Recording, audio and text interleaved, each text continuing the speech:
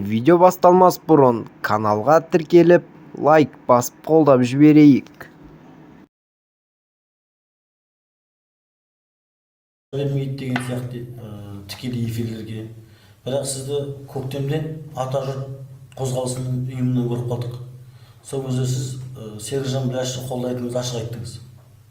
Ал қазір көз қарасыңыз өзгерген жоқ па? Жоқ, өзгерген жоқ.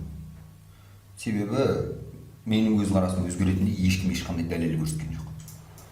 Серікжан Біләшұлына террорист деген айып тағылған кезде жүрегім қан жылады. Bir жағынан бірақ келсем, немен келсем? Иә, Серікжан Біләшұлы террорист. Кім үшін террорист? Қытайлар үшін террорист. Қазақ үшін емес. Ол қазақ үшін жанкештілік жасап отырған жалғыз жігіт қазір.